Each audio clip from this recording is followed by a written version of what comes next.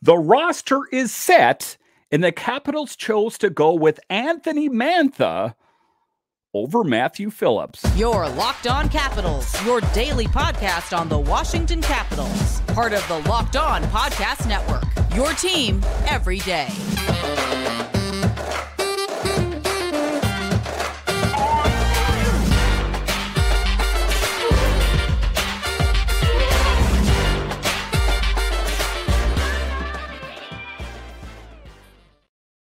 Well, hello and welcome into this edition of Locked On Capitals. I'm so glad you decided to join me today. As always, this podcast is free and available on all the major platforms, including the SiriusXM app and on YouTube. And I want to thank you for making this your first listen each and every day. My name is Dan Holme. You can find me on Twitter. It's at DanCaps218. You can find the show on Twitter. It's at Locked On Caps. And the best way that you can help grow the show is to subscribe to Locked On Capitals and comment anything down below. The Capitals season has started, and I would love to talk Caps hockey with you one-on-one, and we can do that on subtext. Just check the show description for more details. This episode is brought to you by FanDuel Sportsbook, official sportsbook of Locked On. Make every moment more. Right now, new customers can bet $5 and get $200 in bonus bets guaranteed. Visit FanDuel.com/locked on to get started. So in today's episode of Locked On Capitals, we talk about the question around the NHL is that are the Capitals contenders? In a piece that I read with the Daily Face-Off with Frank Saravalli, they asked that question, are the Capitals contenders this season?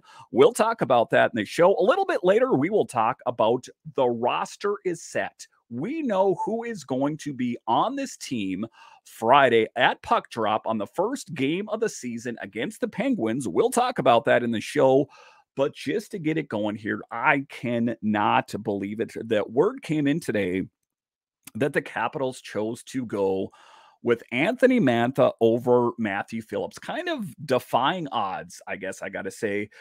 Everyone was just so high on Matthew Phillips, and make no mistake about it, he is still on the roster. But if we are to believe what we saw today on the ice at practice is going to be what's on the ice Friday against the Penguins, I guess color me surprised, because Anthony Mantha has had a bit of a bumpier ride this preseason over Matthew Phillips, and it is a bit surprising that they chose to do that. What is ultimately behind it, I guess I don't know, based on the fact that Matthew Phillips had back-to-back 30-goal scoring seasons, and Anthony Mantha, let's say, has just fallen short of that. So I guess it is a bit surprising, and I don't know what ultimately is behind it. Does it have something to do with cap compliance? Does it have something to do with that? Because for me, it does not make any sense. So let's just take a look at Matthew Phillips. For example, we'll talk about the 22-23 season. In 66 games played,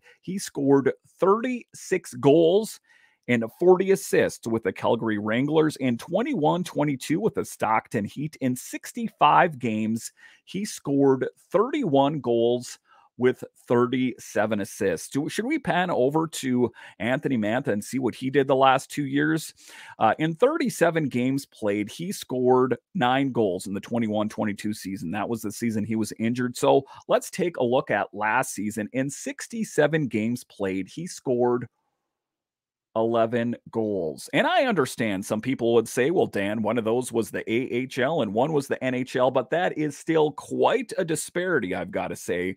So again, this is mystifying to me. And I know that what we see on the ice at practice is not etched in stone, and that is going to be who's in the lineup for the duration of the season. I get that, but there are some really surprising moves that I have seen happen over the last couple days that have me kind of miffed, for lack of a better word. And one of those would be, the biggest thing for me is the fact that they went with Anthony Mantha over Matthew Phillips. Just real surprising. And I guess, stranger things could happen. Maybe when we see the lineups on Friday night, it will be Phillips in there. But as sometimes they say, the good indicator is this practice right here. That could potentially be who's on the ice. I guess I don't know. Mantha had a bumpy ride in the preseason. He was better than expected in certain regards in the skate test, but he never found a way to find the back of the net.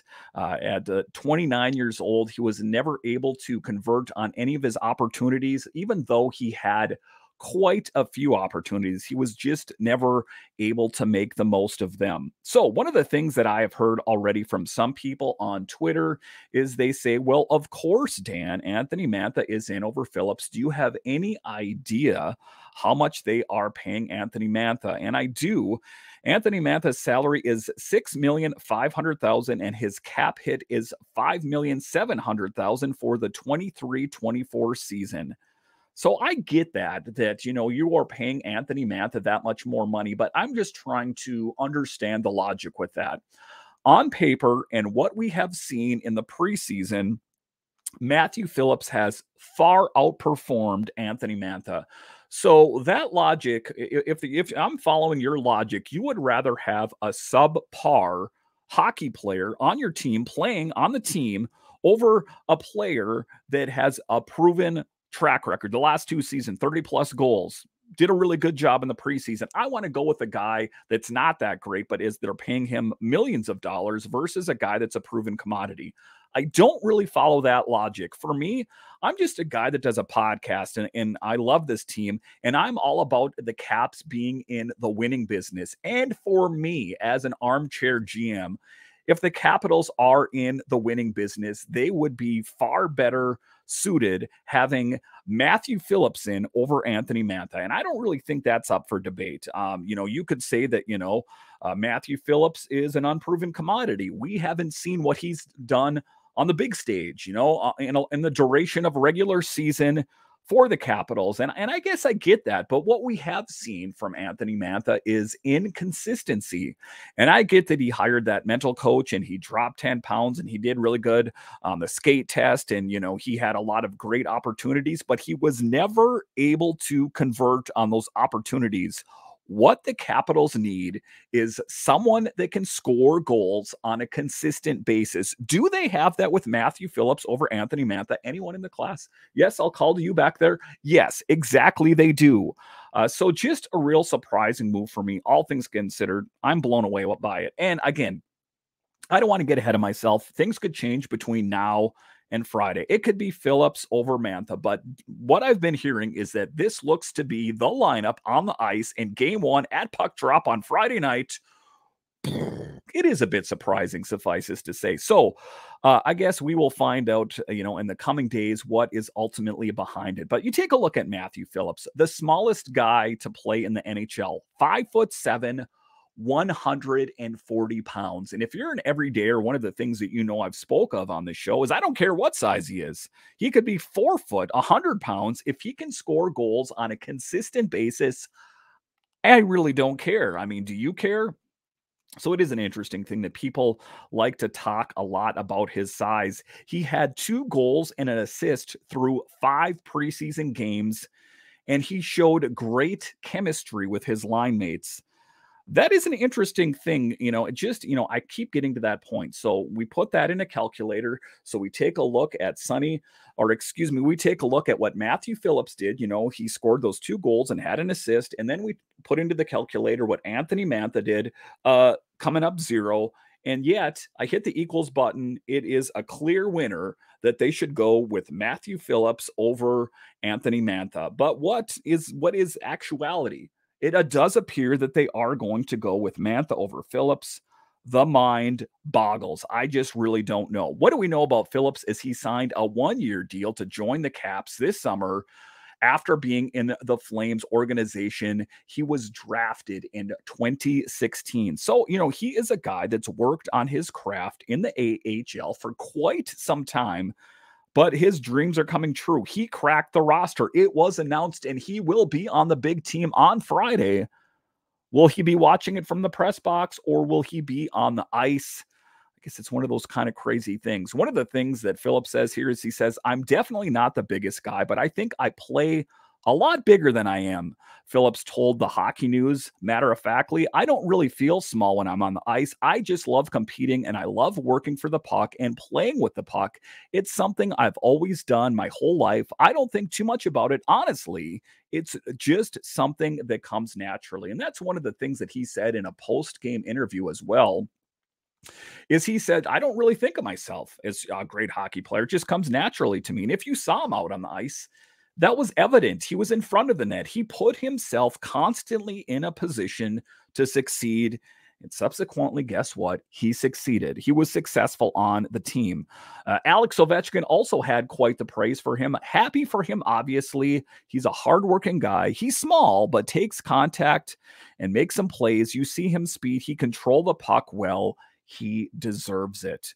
And so one of the questions that I have, and, just kind of fanning out, I like to see both sides of the coin.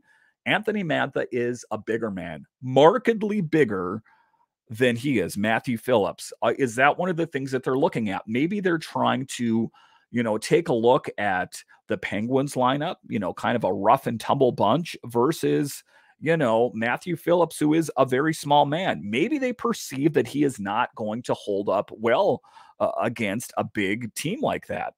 It's possible. I'm trying to just widen the lens as much as I can and try to understand the move that I saw. And that's the only thing that I can really see, because Matthew Phillips far outperformed Anthony Mantha in preseason and in his previous 2 seasons in the Calgary organization, 30 plus goals.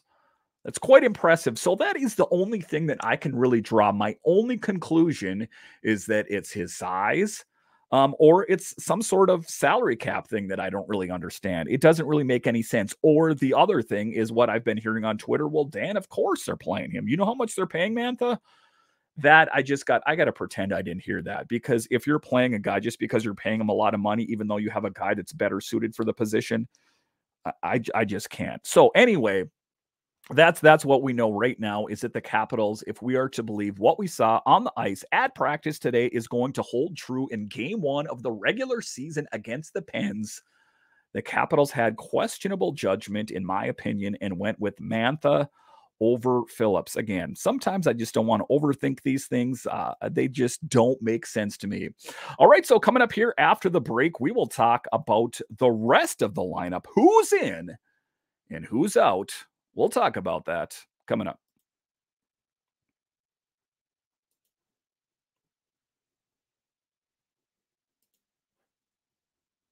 Snap into action this NFL season with FanDuel, America's #1 sportsbook. Right now, new customers get $200 in bonus bets guaranteed when you place a $5 bet. That's $200 in bonus bets, win or lose.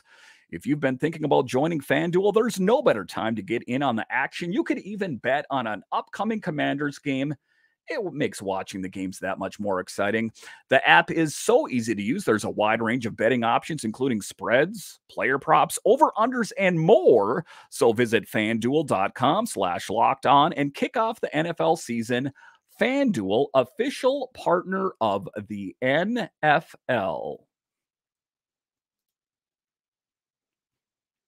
All right, welcome back into this edition of Locked On Capitals, part of the Locked On Podcast Network, your team every day. Make sure and subscribe or follow Locked On Capitals wherever you find your podcasts and on YouTube. The hockey season is here, and I've got you guys covered. So make sure and follow or subscribe to Locked On Capitals today. So the rest of the roster was announced, and we know who is going to be on the team, and we know who is not going to be on the team. And some kind of interesting moves as we see that Hardy Haman Aktell is not going to be on the starting roster. These are some questionable moves. I thought the Capitals were really hot on him. I thought that he had a really great camp. But he's not on the roster. He is going to start the season in Hershey. It's really one of those surprising ones. The other move, of course, it was formally announced, and we know that Ivan Miroshnichenko, who I've been banging that drum on all preseason, Well, he's not quite ready to go. He needs to work on acclimating himself, to the North American game. Is there a lot of things that I would change about Ivan's game? Not too much. And I think that if he continues on his trajectory right now, which is just breaking through every level on his way up, I'm talking about the non-Hodgkin's lymphoma, no match for him. I'm talking about terminating his contract with the KHL. No match for him.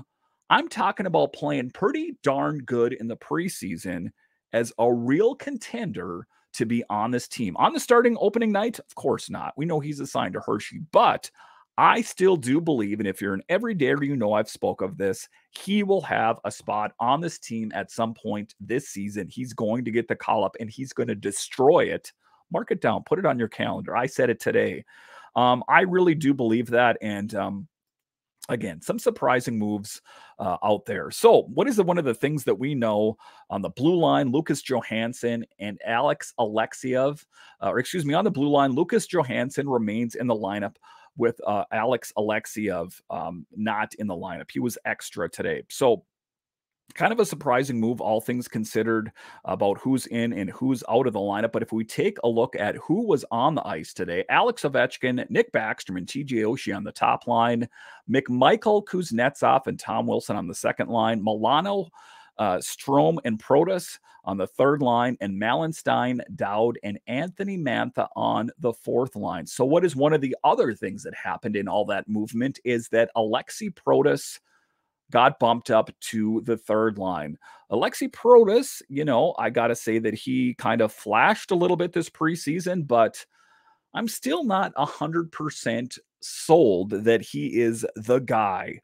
I am not so sure that there is not someone else down in Hershey that would be more of a viable option over Alexi. And I know that, don't get me wrong, he played pretty well, but he didn't really jump off the page like he did last preseason for me. Maybe, you guys out there saw something different than I did, but that was just kind of my assessment, is that he didn't really pop off the page. So let's look at the D pairings. So it's Rasmus Sandin, John Carlson, no surprise there. Second, Martin Faravari and TVR. And then the third is Lucas Johansson and Nick Jensen, with Alex Alexiev being the extra. Tell me if you saw that coming. I'm going to go ahead. I'm not going to say, did you see that coming within the last few days, because we knew that. But if I was going to tell you, and I don't want you to BS me here, if I would have told you and I would have called you on the phone and I said in July, who is going to be on the Caps blue line, Lucas Johansson or Alex Alexiev, and I told you it's going to be Lucas Johansson over Alex Alexiev, you would have hung up the phone, or you would have laughed and said something awful to me and hung up. And you would have been right, because I definitely did not see that coming. But Lucas Johansson has played that well. A guy that they drafted in 2016 is finally coming to fruition. This blue liner that we've heard about for the longest time is going to get his opportunity this year. I got to be honest with you. I'm really happy for the kid. And I don't mean to say that, Alex Alexiev, couldn't sometimes, vacillate between Alex Alexiev and Lucas Johansson. Hey, it is a great position for the Capitals to be in. And with that said, what is one of the things that we know for sure is that Joel Edmondson is going to be coming back at some point. And then is it going to be Lucas Johansson over Alex Alexiev? Because, I got to think that Joel Edmondson is going to get worked into the lineup. Like I said on the show, he's going to have to earn it. I think that, he's going to have to prove it on the ice. I have no reason to believe that Joel Edmondson is not going to prove himself. But with that said, I don't think it's just going to be a given. And then as we take a look at the forwards as well, who is going to be the player that's going to come out when Max Pacioretty comes in? That's going to be an interesting one. The Capitals do have a month and change, in my estimation, to figure it out. Who's going to be? Is McMichael going to be the guy that I've spoke of all offseason as this being his year? Maybe. Is it going to be Alexi Protas? These are the guys that are in the lineup. They're on the roster, but for me, kind of bubble players. Alexi Protas definitely over McMichael. I don't think McMichael could have done anything more to impress than he did this preseason, but still, One of the things that I talked about in one of my first interviews ever doing this podcast was with then beat writer JJ Regan, and he said that LaPierre played well and that Connor McMichael played well. This was a couple of years ago, but it wasn't sustainable. Can they be sustainable? In this case, Connor McMichael this season. And one of the things I'm going to go ahead and say about McMichael is this is a different McMichael. And I know people say that, we thought it was McMichael's year last year, but things have changed. He has played so well. We remember that game where he had 10 shots on goal, kind of just lighting up the score sheet. I had to set it down. It was on fire.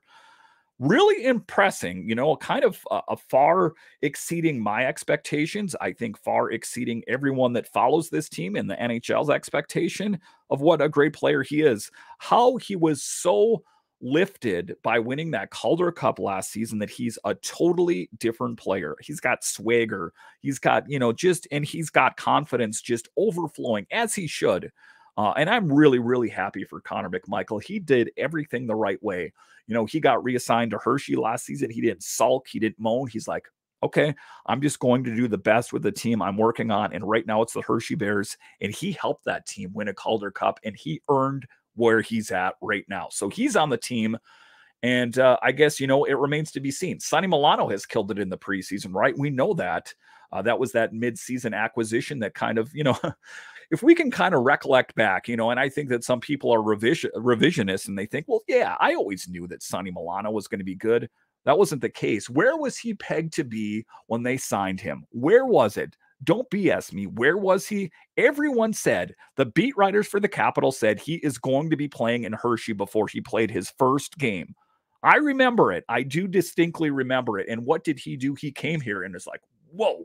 And I was, whoa, because he always had a great nose for the puck. He was always in the right spot on the ice and just a really great player, all things considered. Sonny Milano was just one of those diamonds in the rough that Brian McClellan picked up, kind of like if you remember Brett Conley years ago, or, Joel Ward, some of these players that were good, but, I think that the Capitals found a way to kind of polish them up a little bit and make them really glimmer and shine. That's what they did. And I think that that's what the Capitals did with Sonny Milano. And in that same group was Nicolas Aube-Kubel, another intriguing player for me that I'm really kind of surprised. And I know that there was penalty minutes and he wasn't quite as advertised this season.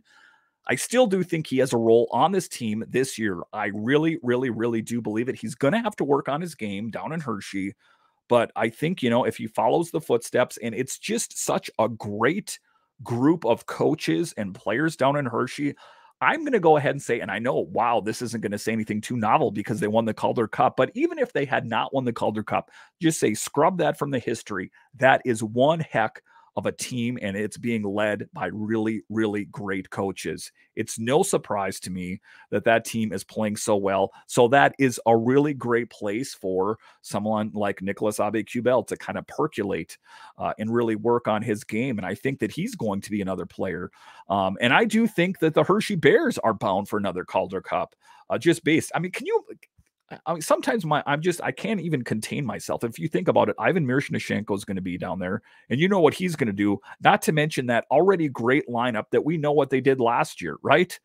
So this, there's just this palpable, excitement for me, just for the whole Capitals organization. And I'm going to talk about the Capitals, the Bears, and the Stingrays as well. Just all a big group hug amongst all the teams in the organization, as this is going to be one heck of a year. You mark it, despite what all the talking heads in the final segment here. I'm going to talk about what Frank Seravalli had to say about the team. It's kind of similar to what the other people in the league had to say. This team is going to kill it. And they're going to do it because it was the makings of a perfect storm. It was bringing Spencer Carberry in here. It was bringing Matthew Phillips in here. It was bringing, potentially Max Pacioretty and Joel Edmondson, not to mention this being the year for Connor McMichael.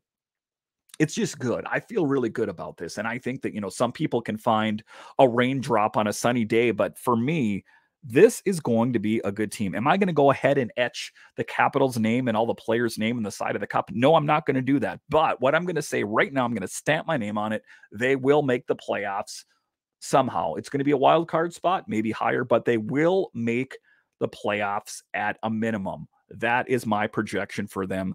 I really hope that it holds true, but some surprises. Like I said, I think that, what the couple surprising things for me in particular, one of the biggest ones is the Hardy Haman Aktell not being on the big team. Really kind of surprising. Some of the other ones, Ivan Miroshnichenko, I kind of saw that coming. There was just that in the wind, kind of sticking your hand in the wind. You could smell it, and then also the Phillips thing. Again, mystifying. I know he's still on the roster, but still, some of these moves, I question, and I think that more things will become made evident in days to come. But for right now, kind of a head scratcher. All right, so coming up here after the break, we will talk about what are a lot of the other people in the NHL thinking about the Capitals. Where do they see them finishing? It's not real positive. I'm going to be a bit of a spoiler here. I'll talk about it coming up.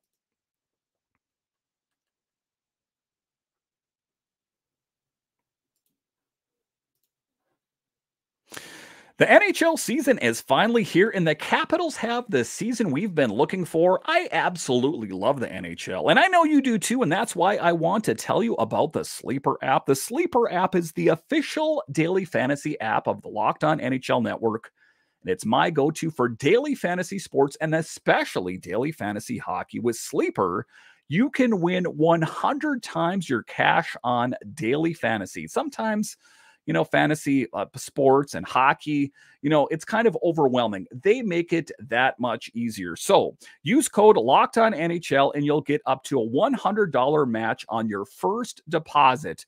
Terms and conditions apply. That's Locked On NHL. See Sleeper's terms of use for more details.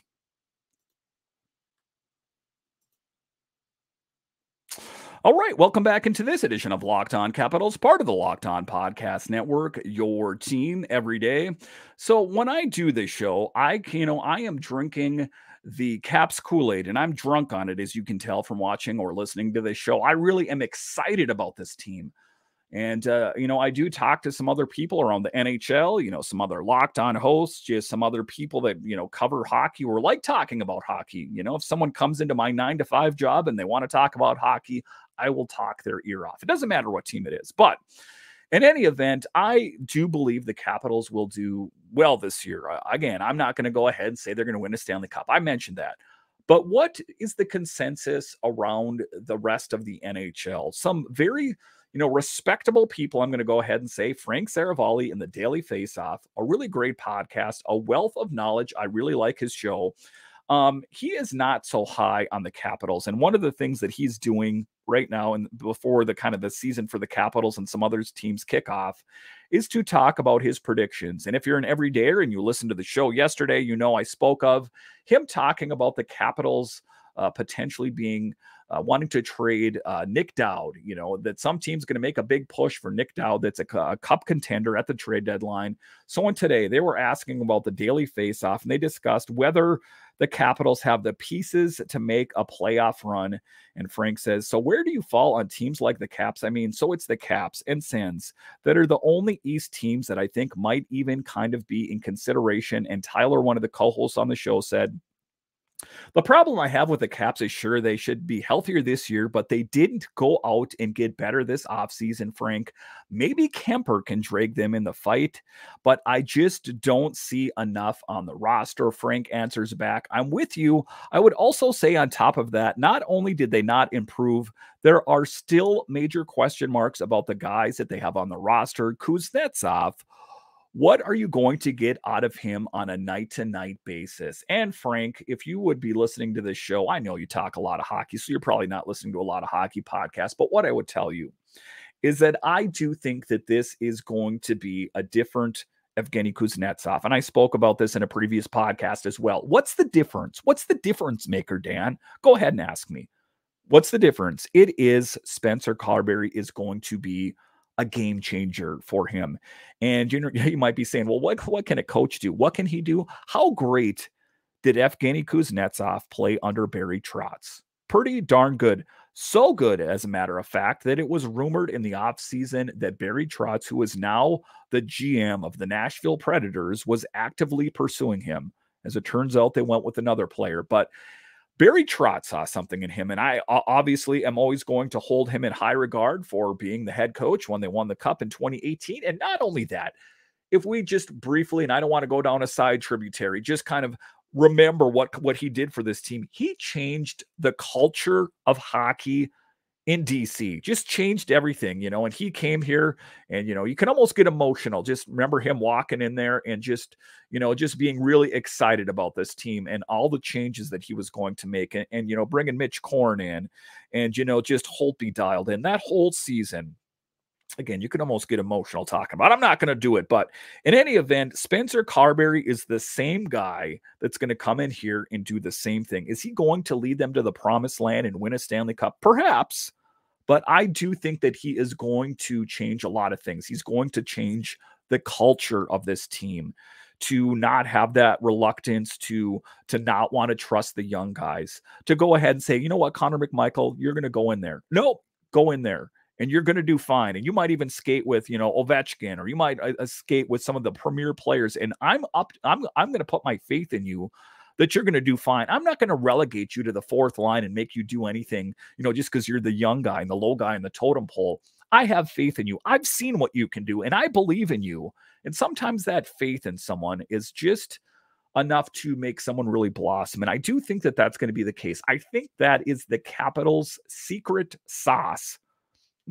Tangy and delicious and also successful. And I do think that that's what the Caps have in Spencer Carberry.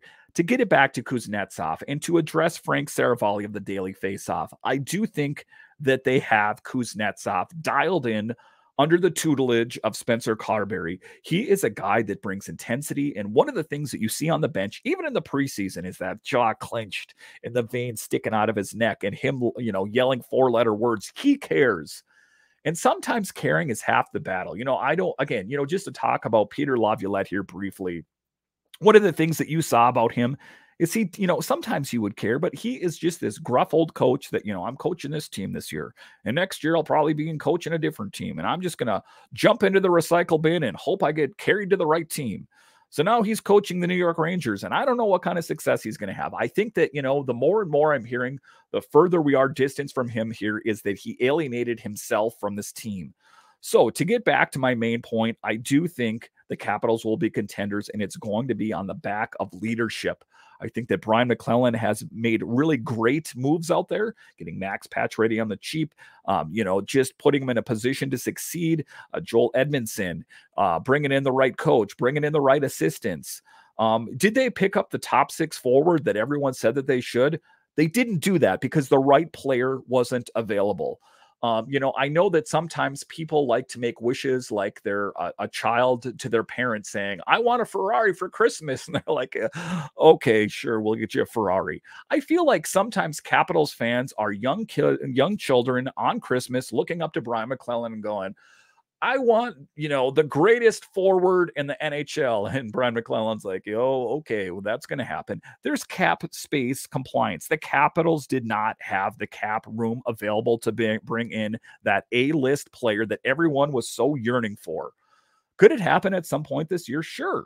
Maybe some guy's going to rocket to the moon and they can, trade this guy for that guy. I'm not saying it's going to be possible, but to understand that the Capitals did not even have that as an option. So to just take that childlike, I want to be an astronaut when I'm a kid, it's not going to happen.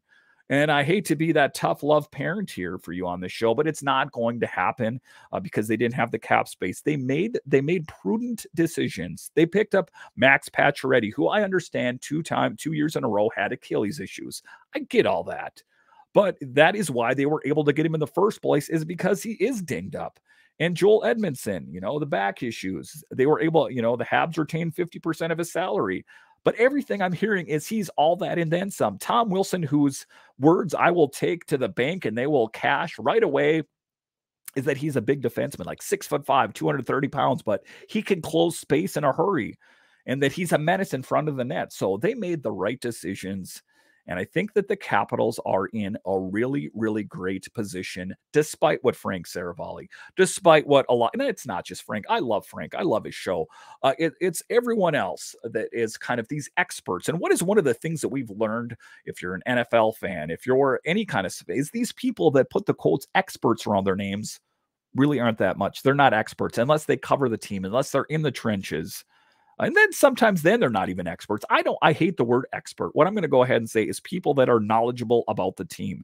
And sometimes people make these decisions and they kind of quantify these teams just based on who they were last year. They don't really, get into the weeds with the trolling motor and look for the bass. They don't get in there and look for the moves that were made. Connor McMichael, Matthew Phillips, a player that no one really knew except for the true hockey nerds. That is not one of the things that's not spoke of when I hear their great predictions. People like to just have these hits that come in. The Capitals won't be great because they didn't get a top six forward, and who knows what they got with Kuzi. Print. That's just kind of a copy paste rubber stamp answer. I don't really like it. I'm pumped on the Capitals because I cover this team on a daily basis and I see it. There are certain things that could be lurking out there like injury. I get all that. But those are the things that we can't, avoid. Injuries are a part of the game, and we just got to get used to it. All right, I've gone a little bit long today, but this has got me real excited, and I want to thank you all for joining me on this edition of Locked On Capitals, your only daily year-round podcast covering the Washington Capitals. And I want to thank all you guys for listening to this show on a daily basis, whether it be on your podcatcher of choice or on YouTube. I really love you guys, and thank you for helping me with the show, making it successful. All right, once again, I want to thank you for joining me on this edition of Locked On Capitals, part of the Locked On Podcast Network, your team every day. My name is Dan Holme, and I'll talk to you again tomorrow.